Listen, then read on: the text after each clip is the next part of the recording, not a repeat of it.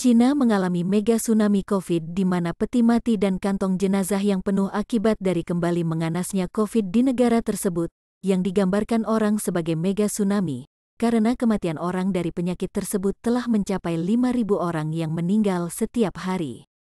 Pemerintah sekarang telah berhenti merilis jumlah angka harian resmi untuk infeksi dan kematian akibat penyakit COVID ini, tetapi diperkirakan jumlahnya setidaknya sudah mencapai 5.000 orang yang meninggal setiap hari.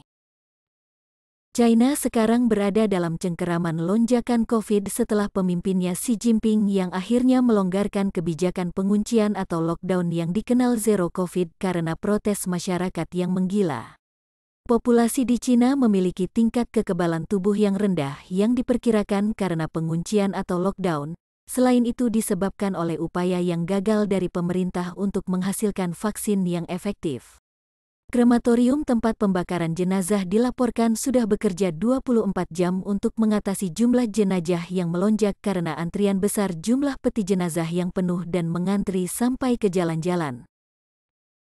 Menurut seorang ahli epidemiologi Cina, Eric Feigl-Ding, banyak rumah sakit di China bahkan yang berada wilayah tingkat atas di ibu kota Beijing kehabisan tabung oksigen sekarang.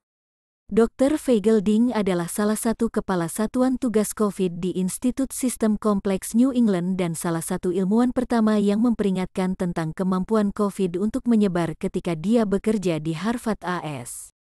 Dia mengatakan China sedang dilanda mega tsunami COVID, dan dia memperingatkan bahwa yang lebih buruk atau yang lebih parah dari ini semua belumlah datang. Menurut analis data kesehatan Airfinity, kasus harian bisa mencapai 3,7 juta per hari pada Januari dan 4,2 juta pada Maret, naik dari level saat ini 1 juta. Mereka memperkirakan sudah ada 5.000 kematian per hari di China, berbeda dengan jumlah kematian yang diakui secara resmi oleh pemerintah.